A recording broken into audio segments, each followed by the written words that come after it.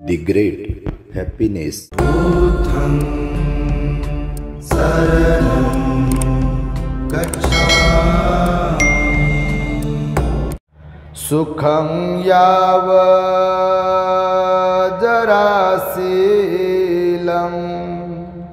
sukha saddha patethita सुखोपन्याय पटिलाभो पापानं अकरणं सुखम.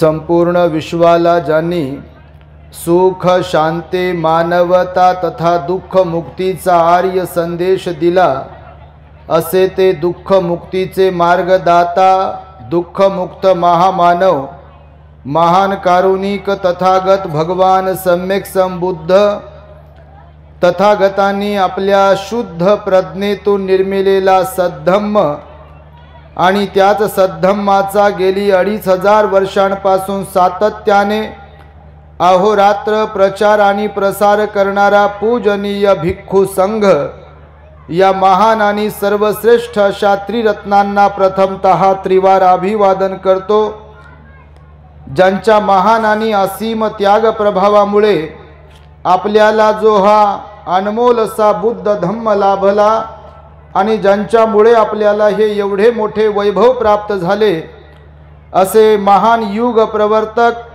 भारतीय राज्यघटनेचे शिल्पकार बोधिसत्व डॉक्टर बाबासाहेब आंबेडकर या महामानवाच्या महान अशा विचारांना स्मरून आज या महान मंगलमय दिनी आपल्या या भंडारा जिल्ह्यातील लाखांदूर तालुक्यातील मडेगाव या छोट्याशा गावामध्ये जाहीर धम्मदेसनेचे आयोजन आपणा सर्वांच्या माध्यमातून करण्यात आलेले आहे. तेव्हा या कार्यक्रमाला माझ्या समवेत उपस्थित असलेले पूजनीय भिक्खू धम्मबोधीजी थेरो प्युरिटी ऑफ माइंड या यूट्यूब चॅनलचे संचालक, त्याचप्रमाणे ज्यांनी आत्ताच आपणा सुंदर आणि मार्मिक अशी धम्मदेसना देऊन उपकृत केले असे सर्च रिसर्च या यूट्यूब चॅनलचे संचालक पूजनीय भिक्खू यन धम्मानंदजी थेरो, आणि ज्यांनी आम्हाला इथे अनेक दिवसांपासून वारंवार फोन करून संपर्क साधून निमंत्रित केले असे आयुष्यमान श्रद्धावान धम्म उपासक प्रशांतजी हुमणे, त्यांचा संपूर्ण परिवार आणि हा कार्यक्रम यशस्वी होण्यासाठी ज्या ज्या श्रद्धावंतांनी, ज्या गावकऱ्यांनी भारतीय बौद्ध महासभा आणि सर्वच मंडळांच्या माध्यमातून सहकार्य केल्या गेला आहे, त्या सर्व श्रद्धावंतांच्या प्रती मी विशेष मंगल मैत्री व्यक्त करतो. धम्मदेसना श्रवण करण्यासाठी गावावरून खेड्यावरून आलेले सर्व श्रद्धावान उपासक उपासिका, बालक तथा बालिकांनो, तद्वतच दी ग्रेट हॅपीनेस या आपल्या यूट्यूब चॅनलचे सर्वच दर्शक सर्वांच्या प्रती सर्वप्रथम मंगल मैत्री सद्भावना व्यक्त करतो आणि आपणा सर्वांच्या दुःख मुक्तीकरिता 2600 वर्षांपूर्वी तथागत भगवान बुद्धांद्वारा शिकविलेल्या अनमोल बुद्धवाणीला आपल्या हित सुखाकरिता सांगतो आहे. आपण सर्वांनी शांत, एकाग्र आणि श्रद्धायुक्त चित्ताद्वारे या बुद्धवाणीला आपल्या हित सुखाकरिता श्रवण करावे, ग्रहण करावे. आज पहिल्यांदाच या परिसरामध्ये आम्ही आलेलो आहोत. येताना आम्हाला पवनी गाव लागलं. रामटेकही एका पाटीवरती लिहिलेलं होतं. हा जो परिसर आहे हा ऐतिहासिक परिसर आहे असं म्हणतात. या परिसरामध्ये भगवान बुद्ध आले होते आणि त्यामुळे बौद्ध भिक्खूंचं ठिकाणा निवास या परिसरामध्ये होतं. त्यामुळे आम्हाला अतीव आनंद होतोय. जरी गाव छोटंसं असलं तरी तुम्ही एवढ्या मोठ्या संख्येने इथे उपस्थित आहात अत्यंत श्रद्धापूर्वक प्रसन्न चित्ताने इथे बसलेले आहात, तेव्हा सर्वप्रथम आयोजकांच्या प्रती, ज्या दानदात्यांच्या माध्यमातून हा कार्यक्रम इथे यशस्वी होतो आहे, त्या सर्वांच्यासाठी एकदा टाळ्यांच्या गजरांमध्ये आपण सर्वांचं स्वागत करावे. आम्ही जेव्हा आपल्या गावामध्ये प्रवेश केला तेव्हा लहान सहान थोरांना पाहून, वृद्ध माता भगिनींना पाहून एवढी मोठी गर्दी, अत्यंत सुंदर अशी धम्म रॅली आपण काढून भिक्खू संघाचा जो यथोचित सन्मान केला, तोही सन्मान पाहून आम्हाला अतीव आनंद झाला. गावखेड्यांमध्ये सुद्धा मोठं परिवर्तन आता होत आहे. लोकांमध्ये धम्माच्या बद्दल, धम्म श्रवण करण्याच्या बद्दल गोडवा निर्माण होत आहे आणि त्याचंच हे उदाहरण आहे की आपण एवढ्या मोठ्या संख्येने इथे आलात. बघा, भगवान बुद्ध 2600 वर्षांपूर्वी होऊन गेले. भगवान बुद्ध म्हणाले, जगामध्ये 2 समस्या आहेत. किती समस्या आहेत तुम्हाला किती माहित आहेत? माहित प्रत्येकाला आहेत, पण त्याची जाणीव नाही आहे. कारण बुद्धाचा धम्म हा आपल्या जीवनातील जे काही आचरण आहे, जो मानवी स्वभाव आहे, त्याच्या संदर्भातीलच धम्म आहे. धम्म म्हणजे काही असं बाह्य कुठली तरी शक्ती वगैरेचा काही विषय नाही आहे. आपल्या देशामध्ये जसं लोक धर्माचा अर्थ काढतात की या जगात कुठली तरी अशी दैवी शक्ती आहे आणि तीच आपल्याला सुख देते, दुःख देते, तर भगवंताने मात्र ते नाकारलेलं आहे. भगवंताने तसं भाष्य केलेलं नाही आहे, कारण भगवान बुद्ध मार्गदाता आहेत. तर भगवान बुद्धांनी स्वतः सांगितलं की जगासमोर, जगामध्ये सर्वत्र कोणत्या 2 समस्या आहेत. यावर बुद्ध म्हणतात बघा की जगात दुःख आहे, ही पहिली समस्या आहे. कोणती समस्या आहे? तुम्ही आहात की नाही दुःखी? होच म्हणू शकता, नाही काय म्हणणार?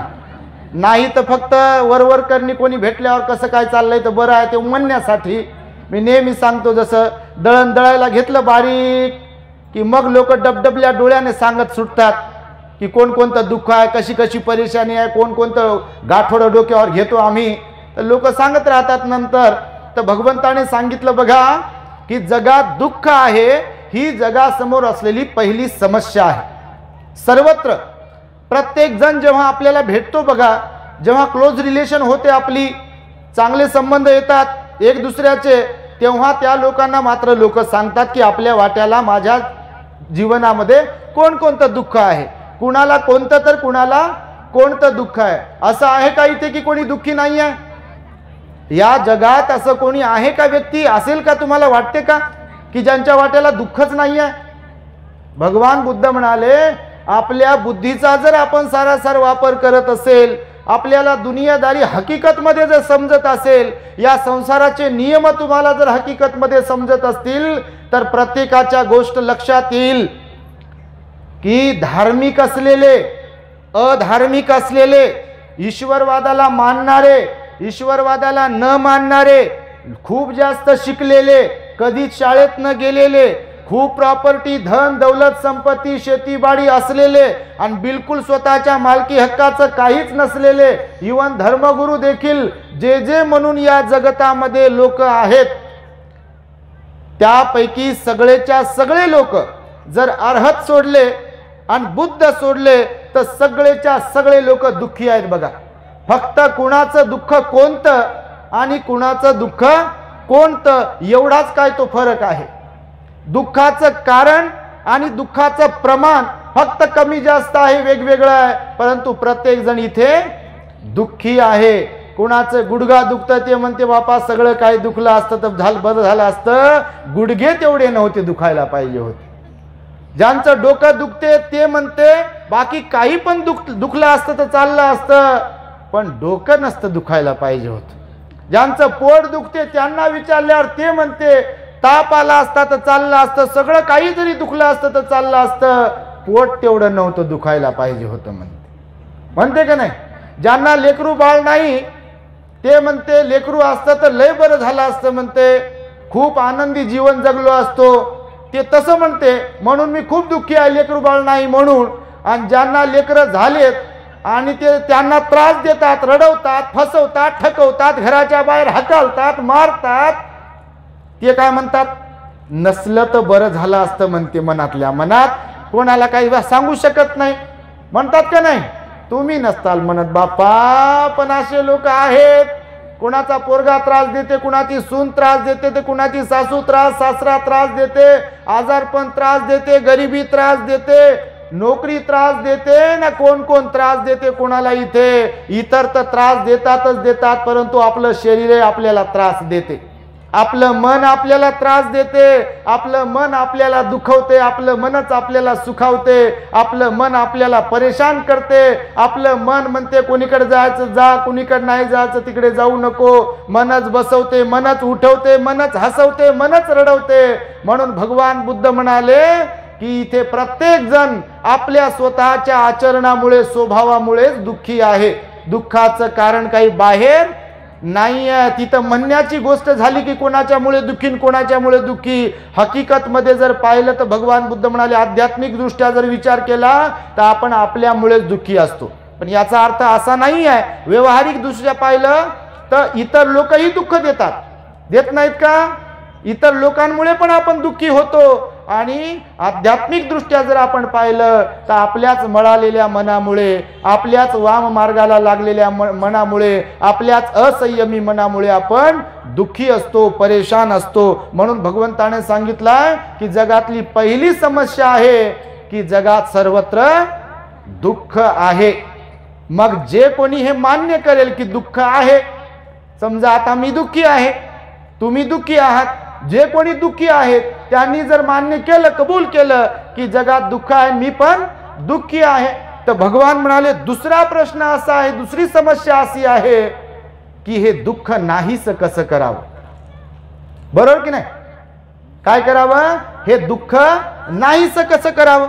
दुःख मुक्त व्हायचं आहे ना प्रत्येकाला. माझ्या वाट्याला दुःख नाही पाहिजे. भगवंत म्हणाले, लोक म्हणतात की आपल्या वाट्याला दुःख नाही पाहिजे, तर मग आपल्या वाट्याला दुःख नाही पाहिजे तर ते दुःख नाहीसे करण्याचे मार्ग सांगितले भगवान बुद्धाने. तर या दोन्ही समस्यांवरचा जो उपाय आहे किंवा या दोन्ही प्रश्नांचं जे उत्तर आहे ते उत्तर म्हणजेच भगवान बुद्धांनी सांगितलेला, शिकविलेला मध्यम मार्ग.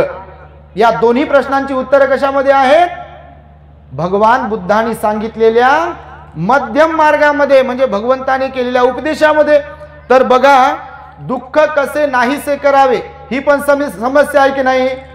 आता जग बघा किंवा आपल्या देशाचा जरी विचार केला तर या समस्येवर लोक भरकटलेले आहेत. कोणत्या समस्येवर, की दुःख आपल्या जीवनातील नाहीसे कसे करावे. आता बघा, तुम्हाला मी सांगेल, जेव्हा आपण आजारी पडतो तर काही आता डॉक्टर्स असतात बघा, स्पेशालिस्ट डॉक्टर असतात, काही सर्जन असतात. मग कानाचा डॉक्टर वेगळा असते, डोळ्याचा डॉक्टर वेगळा असते, दाताचा डॉक्टर वेगळा असते, घशाचा डॉक्टर वेगळा असते, पोटाचा डॉक्टर वेगळा आहे, जनरल सर्जन वेगळे आहेत. तुम्ही पाट्या पाहता की नाही डॉक्टरांच्या, कधी त्याच्यावर लिहिले असते बघा, कधी कधी कशा कशाचे, दाताचे, नाकाचे, कानाचे, केसांचे, अजून कशा कशाचे डॉक्टर असतात त्याच्या समोर लिहिलेलं असते. या समस्येवर तुम्ही आमच्याशी संपर्क साधावा किंवा भेट द्यावी. आता मला सांगा, कोणाला दाताचा प्रॉब्लेम झाला समजा, आता हे दात पडतात, दात दुखतात, अक्कल दाढ येते, कोणाला उशिरा येते अक्कल दाढ, ते कधी येऊ शकते. तर मला सांगा, दाताचा प्रॉब्लेम असेल, दाताचा आजार झाला आपल्याला, तर पोटाच्या डॉक्टरकडे जर गेल्यावर जमेल का. प्रॉब्लेम जर दाताचा आहे, दात दुखतायत कुणाचे तरी, दाताचा आजार झाला आणि पोटाच्या डॉक्टरांकडे गेल्यावर आपल्याला फायदा होईल काय. पोटाचा त्रास सुरू आहे आणि डोळ्याच्या डॉक्टरांकडे गेलो तर फायदा होईल का, होईल का. झोपले का, भूक लागली का, ताजेतवाने राहा, फ्रेश बसा, प्रसन्न चित्ताने भगवंताची वाणी ऐकत आहात आणि नेमकं मी तुमच्या पॉइंटवरच बोलत आहे. जर आपल्याला जे दुखणं आलंय, जो आजार झालाय, त्याच डॉक्टरांकडे गेल्यावर फरक पडेल की भलत्याच डॉक्टरांकडे गेल्यावर फरक पडेल. बरं, याच्याही पुढे माणूस आजारी पडला आणि जनावराच्या डॉक्टरकडे गेला, जमेल का कार्यक्रम, जमेल का. जनावर आजारी पडलाय आणि शहरात लय मोठा प्रसिद्ध एखादा डॉक्टर आहे, लय मोठं त्यांचं हॉस्पिटल आहे, समजा त्याच्या हॉस्पिटलच्या गेटमधून दरवाजातून बैलही जाऊ शकतात समजा, हत्ती जाऊ शकते समजा, कुत्रेही जाऊ शकतात समजा, आणि अशा एखाद्या प्राण्यांना लय प्रसिद्ध असलेल्या शहरातल्या त्या डॉक्टरांकडे घेऊन गेलं तर चालेल काय? चालेल? मग मनुष्याला जे कोणतं दुःख त्याच्या जीवनामध्ये आलाय त्याच्यावर प्रॉपरली औषध गोळ्या जर घेतल्या नाही, म्हणजे ज्या कोणत्या औषध गोळ्या घ्यायला पाहिजे त्या न घेता भलत्याच ठिकाणी जाऊन जर दाखवलं तर फायदा होईल का? होईल का? मग काहून जातात लोक इकडे तिकडे, कोणीकडे जगातले जातात की नाही? बुद्धिमान प्राणी कोणता आहे जगातला? माणूस आहे का नाही? आणि आपण पाहतो आपल्या देशामध्ये कोणावर टीका टिप्पणी करत नाही, हा उपदेश भगवंताचा सर्वांच्याच हाती आहे. तर भगवान बुद्ध म्हणाले सर्वात बुद्धिमान प्राणी जर माणूस आहे, माणसाला आता मी जे तुम्हाला प्रश्न विचारले एवढं जर सहज कळू शकते, तर मग आपल्याला दुःख झाल्यावर नेमकं काय करावं हे कसंच कळत नसेल बरं? आणि काच कळत नसेल? म्हणजे याचा अर्थ भगवान म्हणाले या जगात प्रामुख्याने पाहिलं तर दोन प्रकारची माणसं आहेत. किती प्रकारचे? एक, काही लोक आहेत अज्ञानी. काही लोक कसे आहेत? अज्ञानी. आणि काहीच लोक फक्त ज्ञानी आहेत. जसं की ज्यांना कळते की आपण आजारी पडल्यावर माणसांच्या दवाखान्यात जावं का जनावराच्या दवाखान्यात जावं, किंवा दात दुखू लागल्यावर दाताच्या दवाखान्यात जावं का पोटाच्या दवाखान्यात जावं, हे ज्यांना कळते, हे वरवरकरणी सांगतोय मी, नाही तर ज्ञानी अज्ञानीचं लय गंभीर आहे विषय, पण वरवरकरणी सांगतो की ज्यांना हे कळते की बा आपलं पोट दुखते ते पोटाच्या डॉक्टरकडे जावं, कान दुखते ते कान नाक घशाच्या डॉक्टरांकडे जावं, हे ज्यांना कळते ते थोडेफार ज्ञानी आहेत, सुज्ञ आहेत. आणि बिलकुल हे ज्यांना कळत नाही ते त्यांच्या एवढं अज्ञानी या जगात दुसरं कोणी नाही आहे. तर बघा मी याच्यावरती तुम्हाला बोलेल की भगवान बुद्धांनी सांगितलं या जगामध्ये श्रद्धा तर आहेच, श्रद्धा तर शिकवली भगवान बुद्धांनी.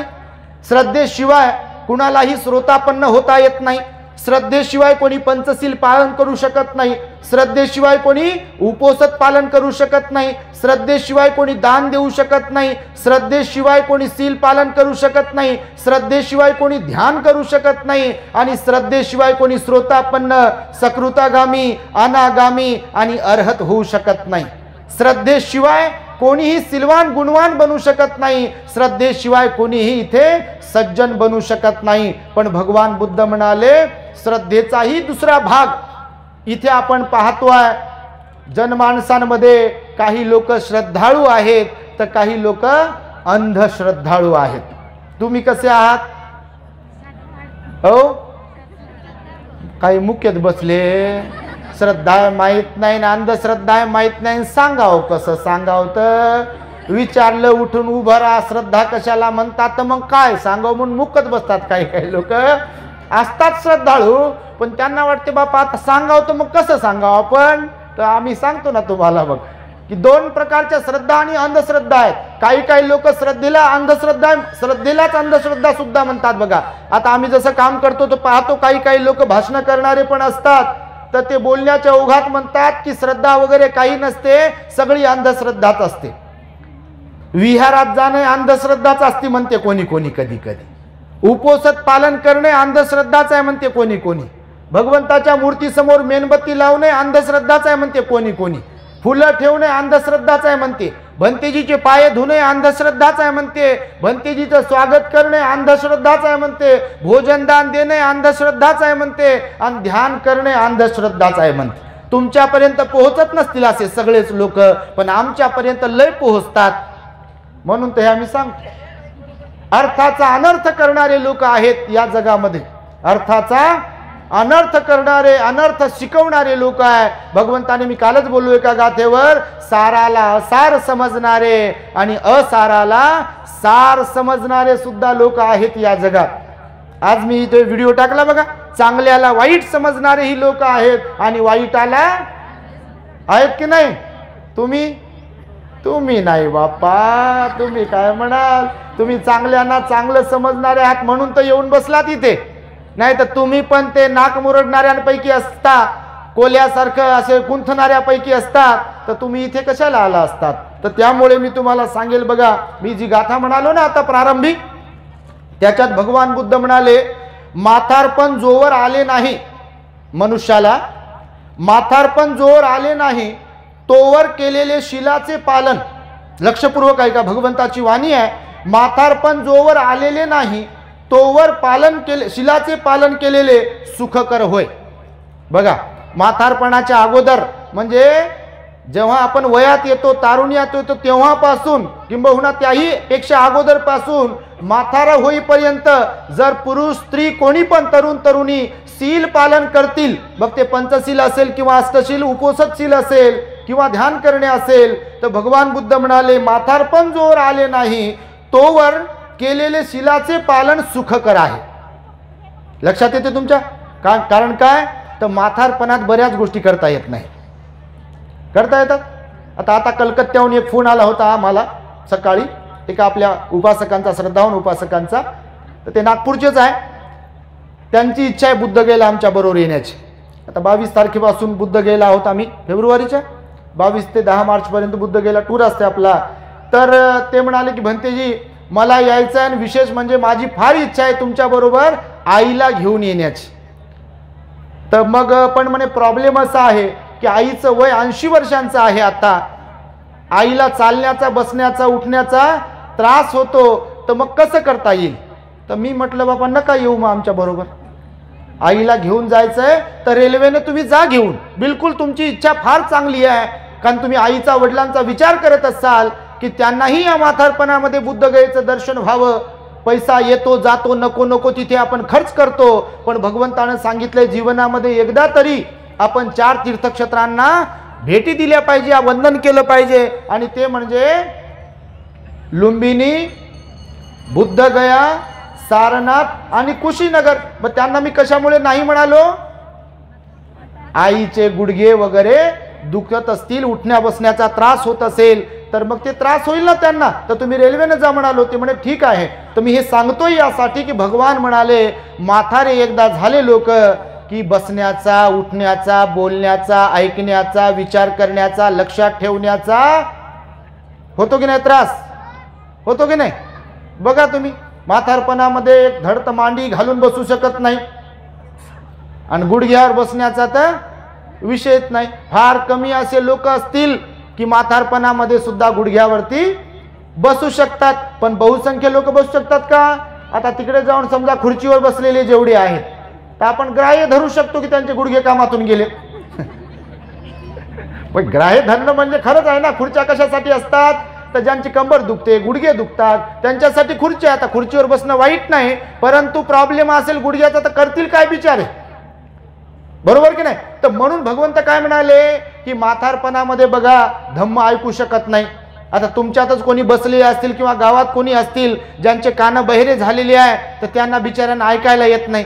ते काही लोक म्हणतात की भंतेजी ऐकायलाच येत नाही आम्हाला, काय करा. हा प्रॉब्लेम आहे का नाही.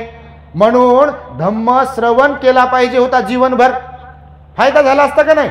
पण आता म्हातारा होईपर्यंत पैशाच्याच मागे धाऊ धाऊ, पैशाच्याच मागे धाऊ धाऊ, माडीवर माडी, गाडीवर गाडी, याचं लग्न करून दे, त्याचं लग्न लावून दे, आपल्या धुंदरा दारू पीत बसतात, गुडके खात बसतात, स्वतःला त्रास देतात, घरच्यांना त्रास देतात, शेजाऱ्यांना त्रास, समाजातल्यांना त्रास, याला शिव्या दे, त्याला शिव्या दे, आणि नंतर ऐकायला येत नाही, नंतर चालता येत नाही, बसता येत नाही, उठता येत नाही, स्मरणशक्ती काम करत नाही, आणि तेव्हा मग मुकत बसावं लागते.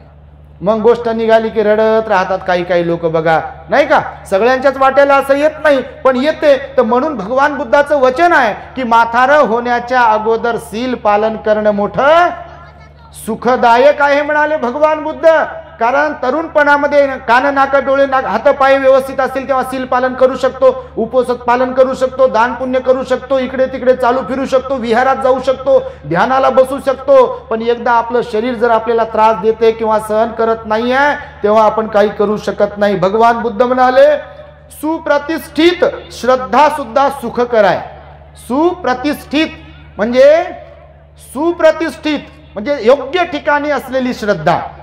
बघा तुम्ही लक्षपूर्वक काय म्हणतात भगवान, योग्य ठिकाणी असलेली श्रद्धा सुखकर आहे. तर मला सांगा तुम्ही, आपण टीका टिप्पणी नाही करत कोणावर, सगळ्याच लोकांची योग्य ठिकाणी श्रद्धा असते काय? आता ती आई म्हणे बसल्या बसल्या आपला काही ओळख पाळख नाही, फक्त प्रशांत हुमण्याची तेवढी ओळख आहे, ते पण फोनवरच ओळख आहे. ते आल्यावर सांगितलं त्याने मी प्रशांत हुमणे आहे, तर मला लक्षात आलं आता हे आहेत. तर गावात तुमच्या जिल्ह्यातही कोणी ओळखीचं नाही असं क्लोजली, म्हणून तो काही विषय नाही पर्सनली घेण्याचा. तर ते आई म्हणे की मी जाऊन आलो म्हणे टाकळ घाटला. बापा हसू लागले, तुम्ही टाकळ घाट म्हटल्यावर. टीका करत नाही, आपण तुम्हाला पण सांगतो की भगवान का म्हणाले की योग्य ठिकाणी श्रद्धा असावी. तर योग्य ठिकाण कोणतं हे पण मी तुम्हाला सांगेल. तर भगवान म्हणाले योग्य ठिकाणी श्रद्धा असावी. तर ती आई म्हणे बापा भंतेजी तिकडे गेलो म्हणे, तर अगोदर बुद्ध आहेत म्हणे, बाबासाहेब आहेत म्हणे, नंतर मग ती आहे म्हणे. मग तिथं ते असले तर काय फरक पडते असं काहीतरी म्हणे. मलाही समजलं नाही पूर्ण त्यांना काय म्हणायचं होतं. ते आई आपल्यात बसलेल्या, म्हणजे त्यांना दोष देत नाही आम्ही, पण जे सांगतो आहे की ते म्हणे बा मग अगोदर बुद्ध लागतात भेटतात, नंतर बाबासाहेब पण भेटतात तिथं, आणि नंतर ते आहे म्हणे टाकळ घाटला. तर मी म्हटलं बापा, त्यांना उदाहरण दिलं, आता माईकवरून डायरेक्ट सांगत नाही मी. म्हटलं बाबासाहेब आपल्या पुतळ्या बाबासाहेबांचा आहे का नाही, किंवा भगवंताची मूर्ती आहे की नाही विहारात, त्या भगवंताच्या मूर्तीच्या बाजूला बाबासाहेबांना जे जे नाकारायला सांगितलंय तशी एखादी मूर्ती आणून ठेवली तर चालेल काय?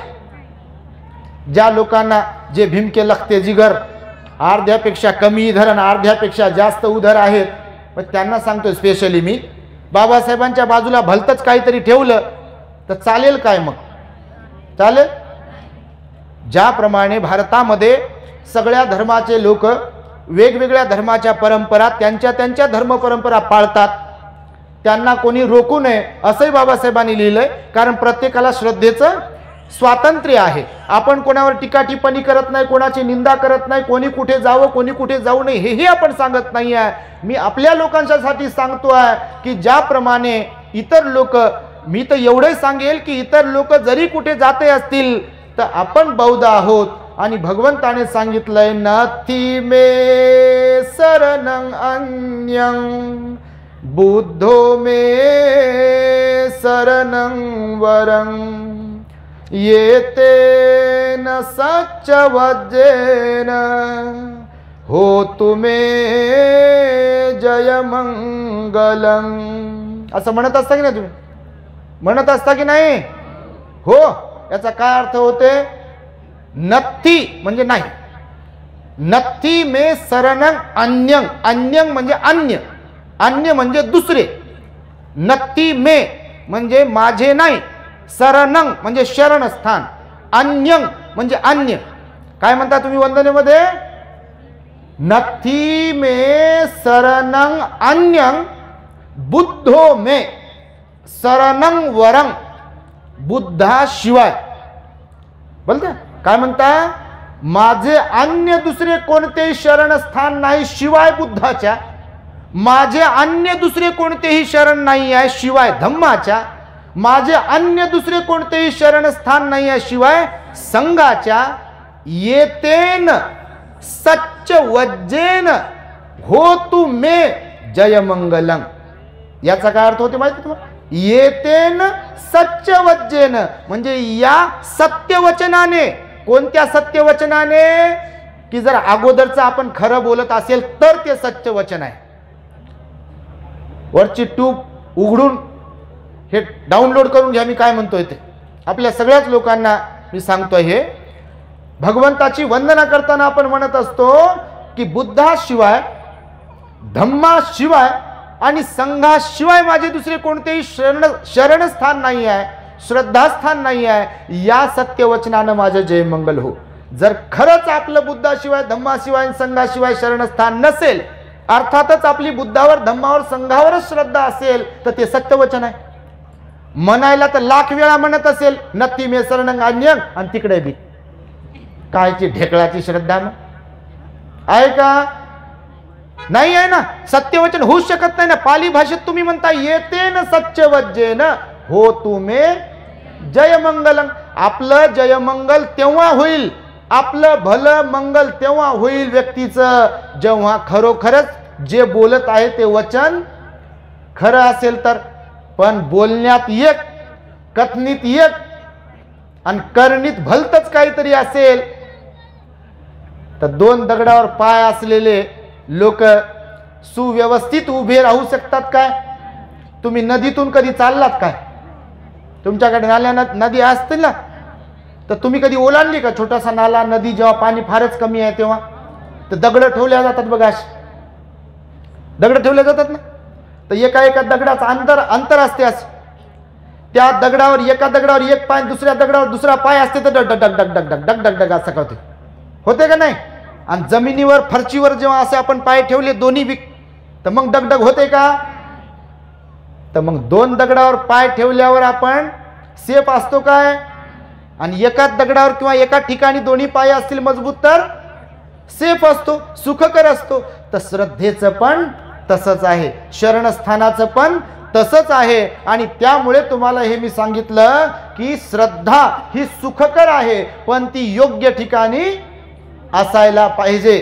आणि भगवान बुद्ध त्या पुढे म्हणाले पापांचे न करणे, पापांचे न करणे. तर पाप कर्म म्हणजे कोणकोणतं पाप करणं? पाप म्हणजे काय? तर भगवान बुद्धाने सांगितलंय जेवढं अपुण्य आहे ते पाप कर्म आहे. जसं जे अकुशल आहे ते पाप कर्म आहे. जसं की हिंसा करणे पुण्य आहे की पाप आहे? पाप आहे. चोरी करणे पुण्य आहे की पाप आहे? पाप आहे. व्यभिचार करणं, परस्त्री किंवा परपुरुष गमन करणं पाप आहे की पुण्य आहे? खोटं बोलणे पाप आहे की पुण्य आहे? निंदा किंवा चुगली करणं पाप आहे की पुण्य आहे? निरर्थक व्यर्थ बडबड करणं पाप आहे की पुण्य आहे? कठोर भाषा बोलणं, शिवीगाळीची भाषा बोलणं, रागारागाने द्वेषाद्वेषाने बोलणं, गाठ मारून बोलणं पाप आहे की पुण्य आहे? हा, पाप आहे ना.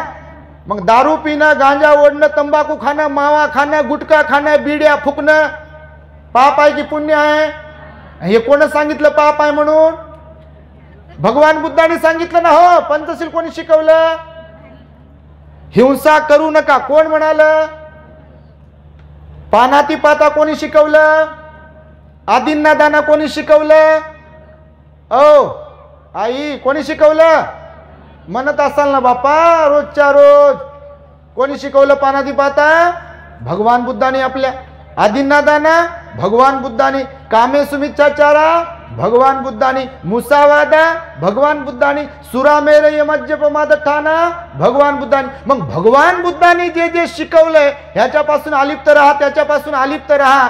तर त्या भगवंताच्या सांगितल्यानंतर सुद्धा आपण त्याचं उल्लंघन करत असेल तर ते पाप आहे की पुण्य आहे? मग पाप केल्यावर त्याचं सुखात फळ मिळेल की दुःखात? कशात सांगा? कोण फजिती करून घेते स्वतःची? कोण दगड पाडून घेते आपल्या पायावर? आणि दोष कोणाला देतात? दुःख आल्यावर इकडं पाया पड, तिकडं पाया पड, याच्या पाया पड, त्याच्या पाया पड. काम कोण केलं? कर्तृत्व कोण केलं? आपण. आणि ते कर्तृत्व केल्यावर फळ भोगायला लागलं की तेव्हा काय करते? याला हात जोड, त्याला हात जोड, याला हात जोड, त्याला हात जोड करते लोक. टीकाटिप्पणी आपण करत नाही. पण भगवान बुद्ध म्हणाले श्रद्धा ही योग्य ठिकाणी असायला पाहिजे. अयोग्य ठिकाणी श्रद्धा जर असेल ना तर बघा खूप काय काय घडते. जसं की तुम्हाला उदाहरणाने मी सांगेल. समृद्धी हायवेवरती मागे ऍक्सिडेंट झाला होता. तुम्ही पेपर वाचत असाल, वर्तमानपत्र, टीव्हीवरती न्यूज पाहत असाल. तो पहिला ऍक्सिडेंट वेगळा, लक्झरी बस जळालेला ऍक्सिडेंट वेगळा. त्याच्यानंतर एका गाडीचा, टेम्पो ट्रॅव्हलर बस ऍक्सिडेंट झाला. ट्रक उभा होता, ती टेम्पो ट्रॅव्हलर धडकली त्या ट्रकला आणि जाग्यावर 12 लोक मेले होते. बघा, वाचली का तुम्ही बातमी? नाही. मग याचा अर्थ बापा तुम्ही पेपर वाचत नाही, बातम्या वाचत नाही, तुम्ही टीव्ही पाहता वाटते. भलत्यात मालिका, सिरियल आणि चित्रपट पाहता का? हसत आहे म्हणजे पाहता बापा. तुमचंच घर, तुमचा टीव्ही, भारीचा टीव्ही, रिमोट तुमचा. तुम्हाला कोण म्हणेल पाहू नको म्हणून? टीव्ही पाहू पाहू तर रात्र कळत नसेल, टीव्ही पाहू पाहू तर भूक लागत नसेल, टीव्ही पाहिल्याशिवाय लेकराला झोप येत नसेल. तुमच्या एवढे संस्कार भारी भारी टाकता तुम्ही लोक. मोबाईल दिला नाही की म्हणते भंतेजी मोबाईल दिल्याशिवाय शांतच बसत नाही. द्या आणि नंतर काय होते ते पहा. मग अंगलट येते तेव्हा. म्हणून आपण काय करतोय काय नाही करतोय हे कळालं पाहिजे. त्या गाडीचं यासाठी सांगितलं, ती गाडी देवदर्शनासाठी गेली होती बघा. कुठे गेली होती? तर मला म्हणायचं आपल्या देशातल्या सगळ्या लोकांना जर करता करविता सगळं काही तोच आहे, तर मला म्हणायचं एवढे लोक जे मरतात कुठे कुठे गेल्यावर, नाही का, श्रद्धास्थळावर गेल्यावर, धार्मिक स्थळाला दर्शन घ्यायला जाताना किंवा परत येताना त्या गाडीचा अपघात होत असेल आणि लोक मरत असतील, तर त्याचा तुम्ही अर्थ काय सांगता जगाला? लोक कुठे जात आहेत? कुठे चाललेत लोक? धार्मिक स्थळाला, बरोबर की नाही? पाया पडायला चाललेत ना, कोणी असो, समजा कोणावर व्यक्तिगत बोलत नाही आपण, पण जातात की नाही लोक? पण मला म्हणायचं किमान तिकडे पाया पडायला जाताना तरी किंवा येताना तरी अशी कोणती घटना घडू नये, म्हणजे योग्य ठिकाणी श्रद्धा आहे असं आपण समजू शकतो. पण तसं जर घडत असेल तर मग याच्यामध्ये काहीतरी आपलं गणित चुकत आहे, हे मनुष्याने मान्य केलं पाहिजे. पण अज्ञानपणामुळे माणसं मान्य करीत नाहीत आणि त्यामुळे खोट्याला खरं आणि खऱ्याला खोट. म्हणून बुद्ध इथे जन्माला आले या देशामध्ये. 2600 वर्षांपूर्वी महामाया त्यांची आई होती, शुद्धोधन राजा त्यांचे वडील होते. 29 वर्षाच्या वयाच्या पर्यंत ते कपिलवस्तू नगरीमध्ये राहिले.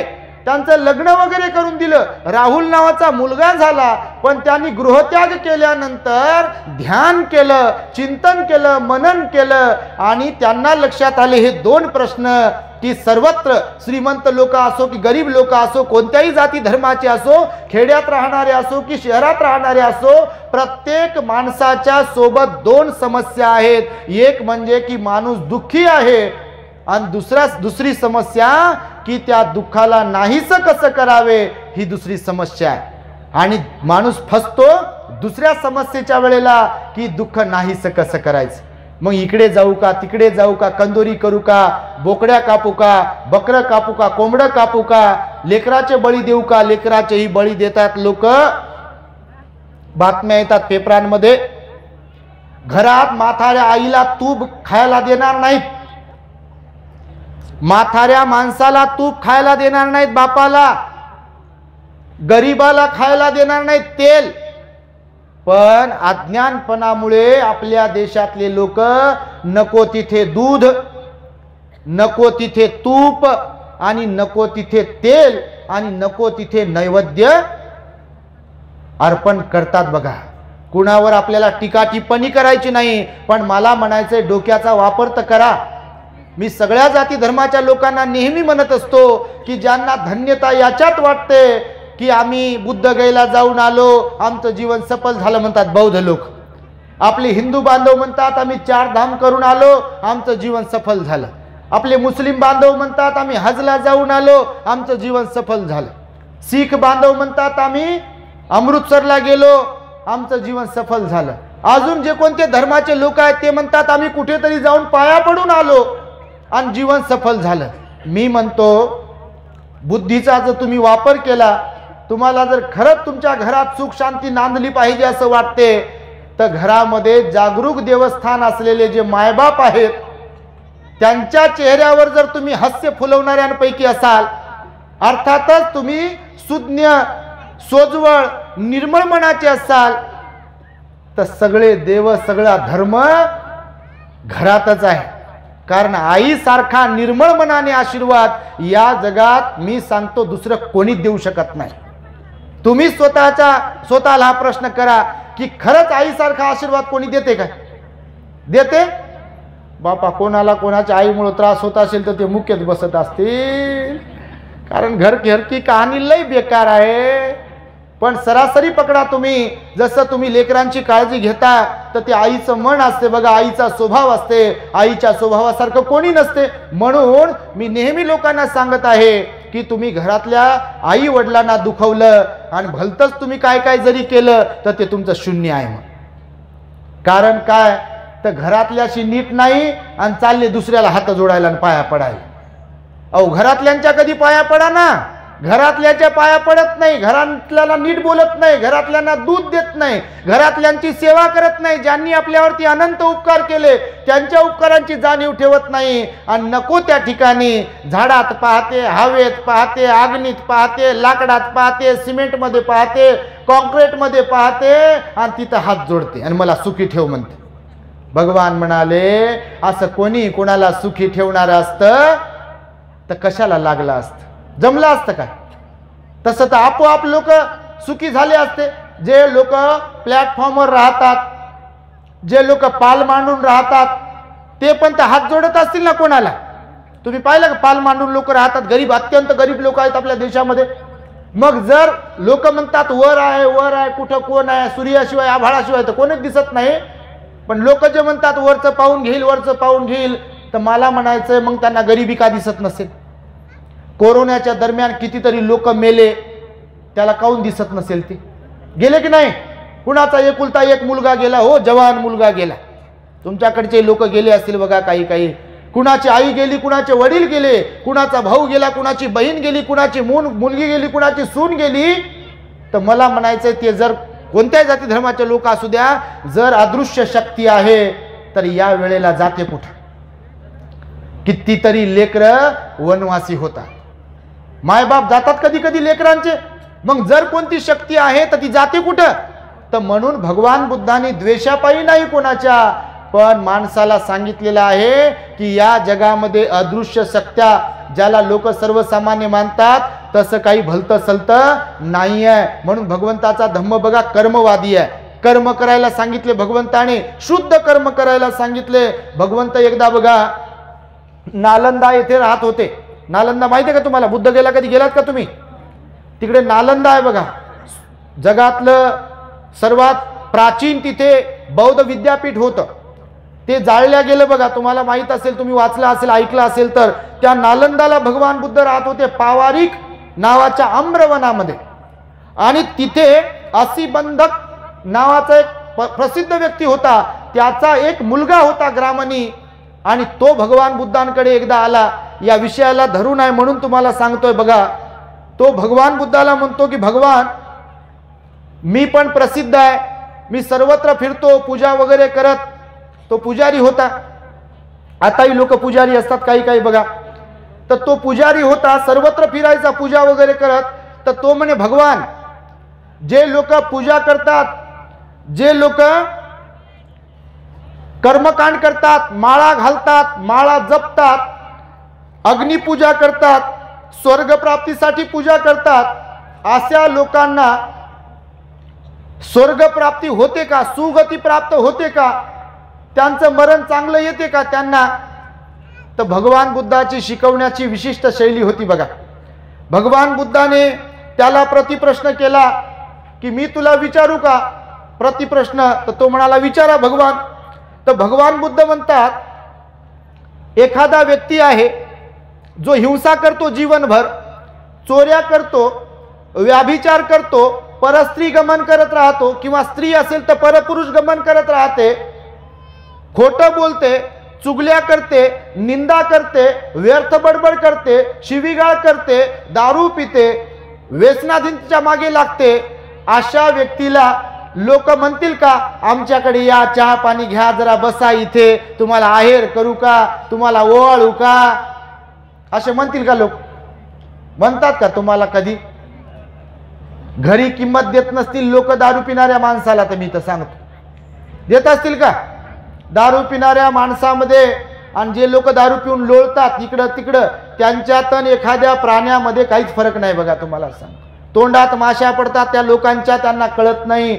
घरच्या लोकांची इज्जत जाते, त्यांना कळत नाही. दारूच्या आहारी गेलेले बरेच लोक असतात बघा, व्यसनेच्या अधीर गेलेले भरपूर लोक, अधीन गेलेले भरपूर लोक आहेत बघा या जगतामध्ये. तर भगवंताने त्याला प्रश्न केला की असे लोक सुखाने जगतील का, सुखाने मरतील का? तर तो म्हणाला भगवान नाही, कसे सुखाने जगतील आणि कसे सुखाने मरतील? कितीतरी आजार होतील तशा लोकांना, कितीतरी लोकांना ते लोक त्रास देतात.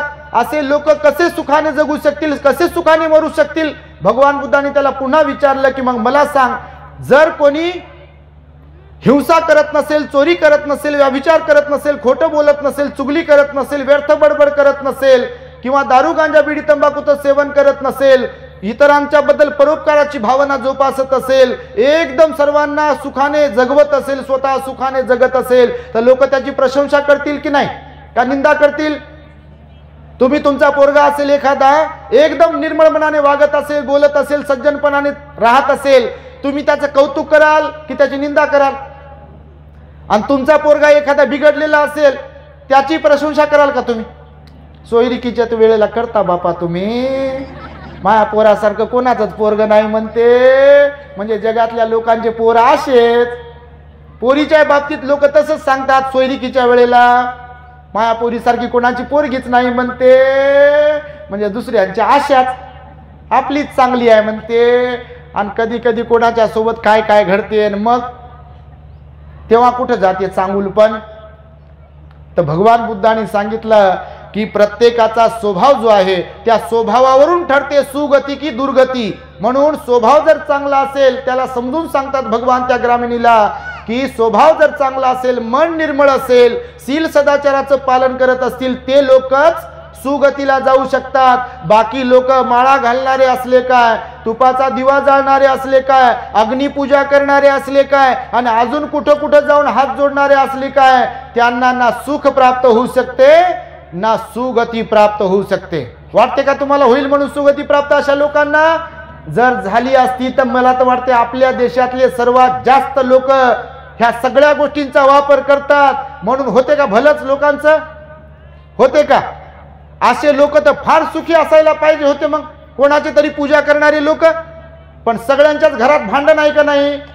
सगळ्यांच्याच घरात प्रॉब्लेम्स आहेत की नाही? सगळेच लोक टेन्शन मध्ये आहेत की नाही? बिलकुल आहेत. आणि त्यामुळे भगवान बुद्धांनी सांगितलं की आपल्या जीवनामध्ये जर आपल्याला सुखाने जगायचे, सुखाने मरायचं आहे, तर अंधश्रद्धेतून आपण बाहेर पडलो पाहिजे आणि बुद्धावर, धम्मावर, संघावर श्रद्धा असली पाहिजे. आणि बुद्धावरच का श्रद्धा असली पाहिजे? तर भगवान बुद्धांनी महापरिनिर्वाणाला प्राप्त केलेला आहे आणि मानवी जीवनाचा हेतू असावा की जिवंतपणामध्ये आपल्याला निर्वाण पद प्राप्त करता आलं पाहिजे. निर्वाण पद प्राप्त करणे म्हणजे काय? तर मनाची न्यूट्रल अवस्था. मनाची कशी अवस्था? न्यूट्रल अवस्था मनाची पाहिजे. तर ती मनाची न्यूट्रल अवस्था तयार करावी लागेल. त्यासाठी दान, पुण्य, शील पालन आणि ध्यान करावं लागते आपल्याला. जर दान, पुण्य, शील पालन आणि ध्यान केलं नाही तर निर्वाण प्राप्त होत नाही. निर्वाण प्राप्त करणे म्हणजे काय हे जर तुम्हाला विस्ताराने पाहायचं असेल तर आपल्या दी ग्रेट हॅपीनेस चॅनलवरती आहे, तुम्ही सबस्क्राईब केलं तर तुम्हाला व्हिडिओज दिसतील. निर्वाण म्हणजे काय, परिनिर्वाण म्हणजे काय आणि महापरिनिर्वाण म्हणजे काय, किंवा विविध विषय आहेत आपल्या चॅनलवरती, तुम्ही नक्कीच पाहू शकता. तर भगवान बुद्ध म्हणाले बघा, मनाला निर्मळ ठेवता आलं पाहिजे.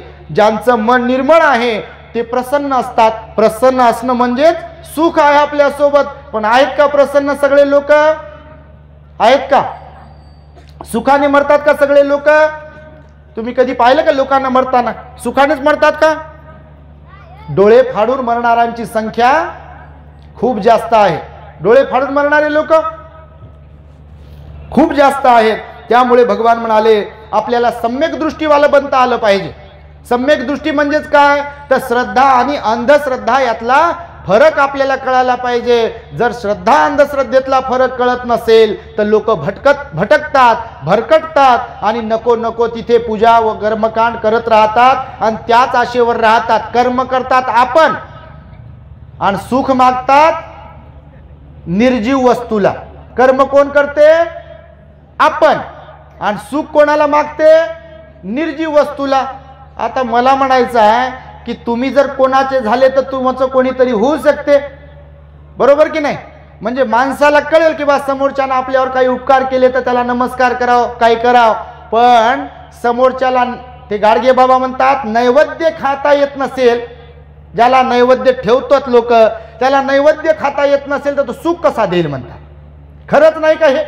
बुद्धीचा जर वापर केला तर बरोबर की नाही? जे अस्तित्वातच नाही अशावर श्रद्धा ठेवण्यात काय अर्थ आहे? जे अस्तित्वात आहे त्याच्यावर श्रद्धा ठेवल्या गेली पाहिजे. जसे की भगवान आपले होऊन गेले त्याला पुरावे आहेत. भगवंताचा धम्म आत्ता आपल्याला तुम्हाला जे सांगितल्या जाते तो भगवंताचा धम्म सुआख्यात आहे. त्या धम्मावर आपली श्रद्धा असली पाहिजे. जो संघ आहे त्याच्यावर आपली श्रद्धा असली पाहिजे. जे नाही आहे त्याच्यावर श्रद्धा असणं त्याला अंधश्रद्धा म्हटलंय. श्रद्धा म्हणजे डोळस बुद्धीने, सदसद विवेक बुद्धीने आपला विश्वास ठेवणे, त्याला श्रद्धा म्हटलेला आहे. आणि बिलकुल बुद्धीचा वापर न करता कोणासमोरही हात जोडत राहणे त्याला अंधश्रद्धा म्हटलेला आहे. आपल्या देशामध्ये असे भरपूर लोक आहेत आणि आपल्या देशात अनेक लोकांना वाटते की मेल्यावर स्वर्ग मिळेल, मेल्यावर नरक मिळेल. भगवान बुद्ध म्हणाले भूतकाळाचाही जास्त विचार करू नये आणि भविष्याचाही जास्त विचार करण्यात अर्थ नसतो. जर आता सुखी बनायचं आहे, आता आनंदाने राहायचं आहे, तर तुम्हाला आता वर्तमान जीवनात स्वतःला चांगलं बनवावं लागेल, अन्यथा तुम्हाला सुख मिळणार नाही. एकदा बघा असंच भगवंताकडे एक व्यक्ती आला आणि त्याने सांगितलं की भगवान, त्याला स्वतः सांगतात की भगवान म्हणतात की बघा, जर एखाद्या पाण्यामध्ये दगड टाकले, दगड एखाद्या खोल पाण्यामध्ये दगड टाकले तर कोणीतरी असं असेल काय की तिथे येऊन काहीतरी विशिष्ट प्रकारची पूजा करेल आणि असं म्हणेल की हे दगडांनो तुम्ही वर या, हे दगडांनो तुम्ही वर या, तुमच्यासाठी मी अग्निपूजा करतो, तुमच्यासाठी मी उपवास करतो, तुमच्यासाठी मी व्रत वैकल्य करतो, मीच टाकलेले तुम्ही दगड आहात, तुम्ही तेवढे वरती या, मी तुपाचा दिवा जाळतो. येतील का दगड वरती?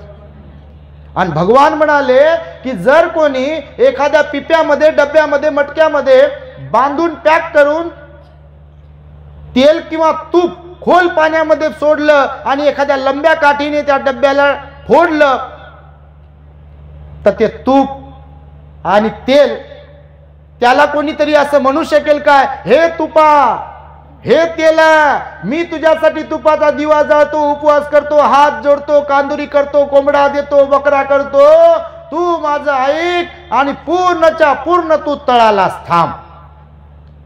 भगवान म्हणाले आहे का असं कोणी करून दाखवणार? तुमच्या गावात आहे का कोणी असं? तुमच्याकडे वैनगंगा नदी आहे ना, करू वैन की पैन?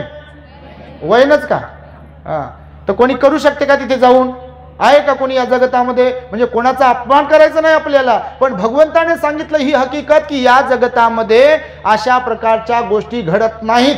निसर्गाच्या नियमाच्या विरुद्ध काहीही घडत नाही.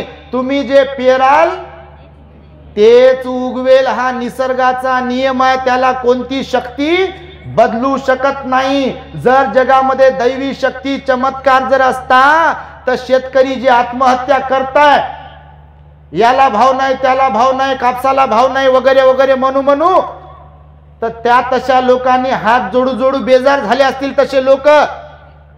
जर कोणती शक्ती असती तर शेतकऱ्यांचा फायदा केला असता, कापसाला भाव दिला असता आणि गव्हाची ज्वारी केली असती, ज्वारीचा गहू केला असता. पण होते का निसर्गात असा बदल? चण्याच्या भाजीला मेथीची भाजी बनवेल का? आता तुम्ही, आम्ही पहिला शब्द ऐकला, भंतेजी म्हणे चण्याची भाजी आहे.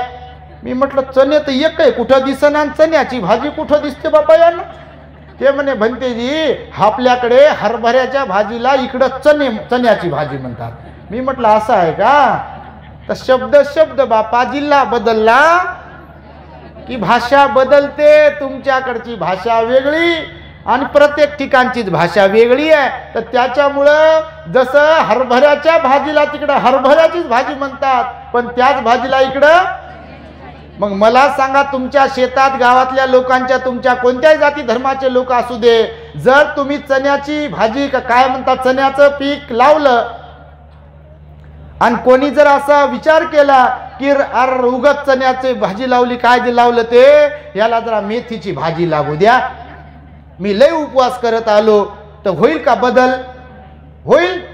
बिलकुल बदल होऊ शकत नाही. निसर्गाचा नियम आहे. म्हणून भगवान बुद्ध म्हणाले निरर्थक गोष्टीवर किंवा नको त्या गोष्टीवर श्रद्धा ठेवणं त्यालाच अंधश्रद्धा म्हणतात. आपल्या कर्माचा हिशोब भगवान म्हणाले असाच असतो.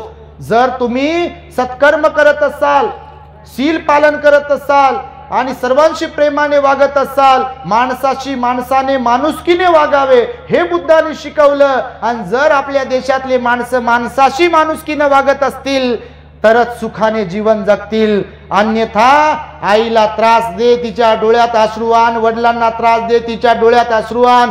भावाचं पटत नाही, बहीण भावाचं पटत नाही, कोणाशीच पटत नाही. मी करतात लोक. माझी शेती पहा, माझं घर पहा, माझा पोरगा पहा, माझं हे पहा ते पहा म्हणण्यातच जिंदग्या जातात. आणि बटन दब ते लोक म्हणतात वाकडेच होते आणि वाकडेच गेले म्हणतात. बरं झालं गेले म्हणतात. काही लोक गेल्या, तुम्ही गेल्यावर चांगले म्हणतील बापा, पण काही लोक गेल्यावर म्हणतात वाकडेच होते आणि वाकडेच गेले.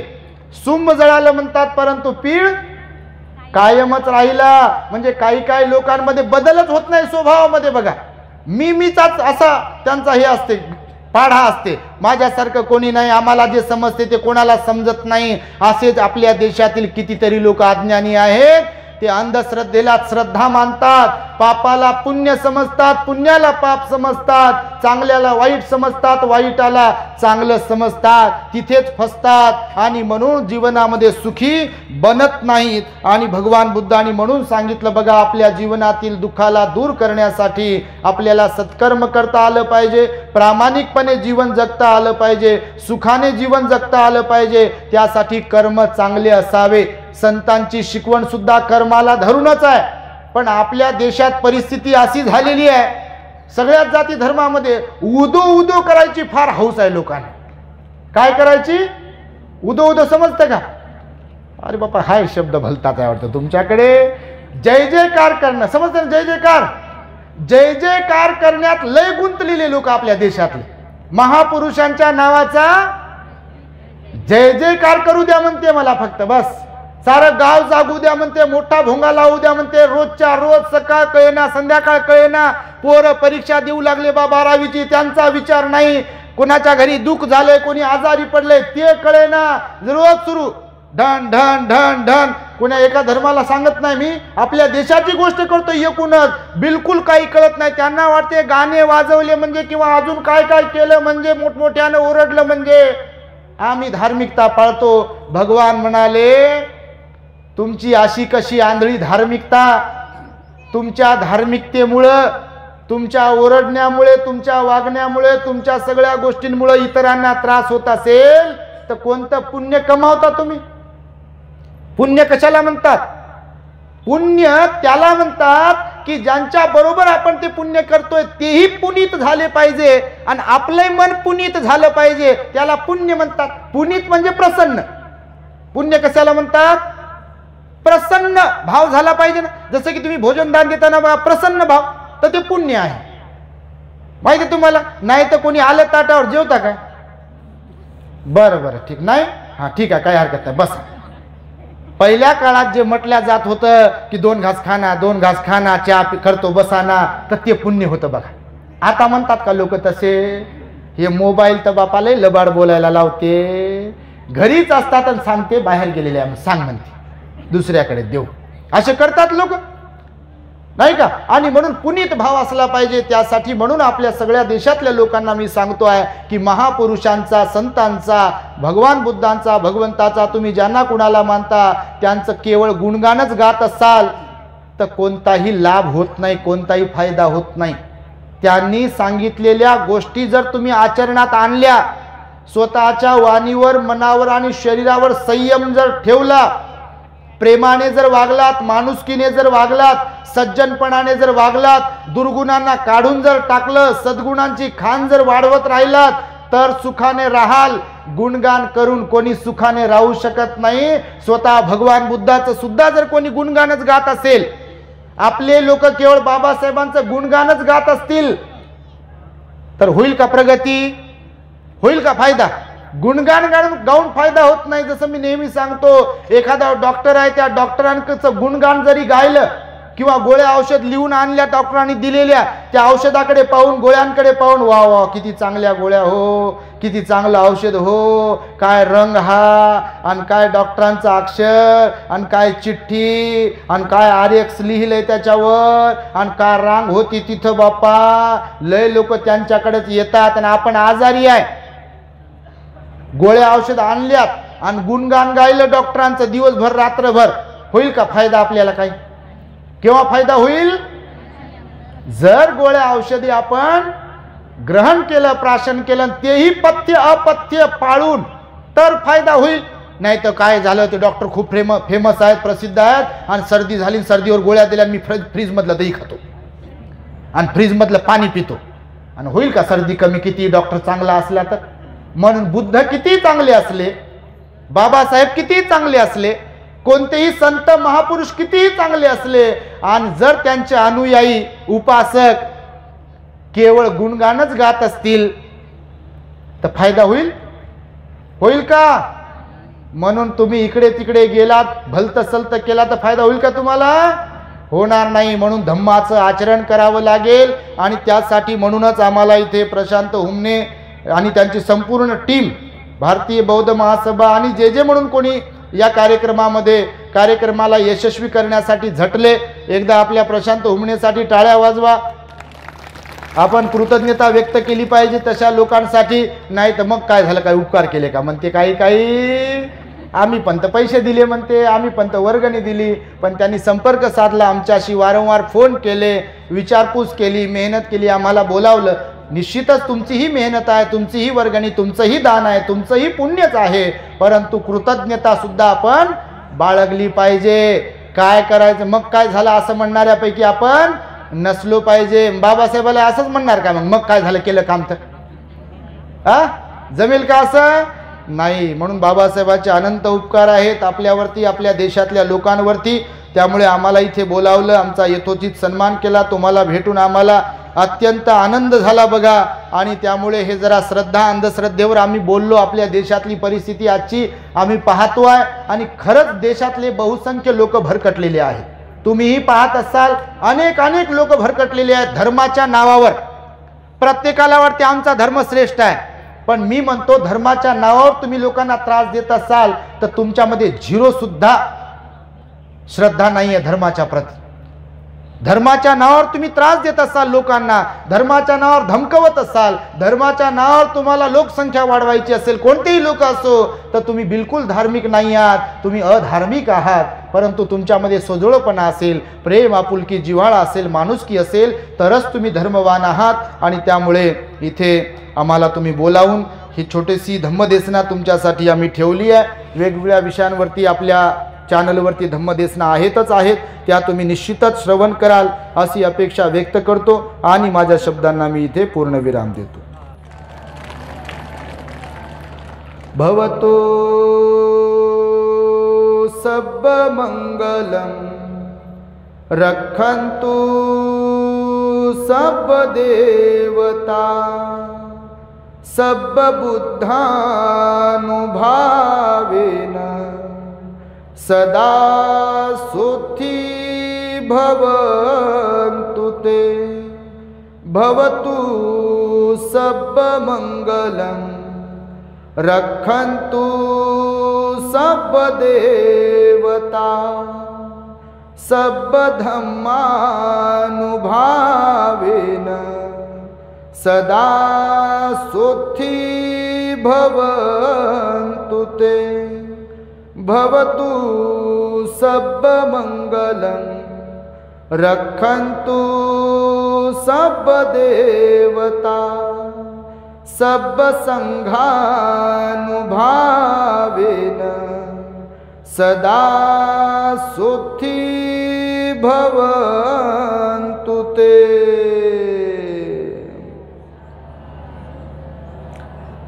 बुद्धं नमामि, धम्मं नमामि, संघं नमामि. The great happiness. बुद्धं शरणं गच्छामि.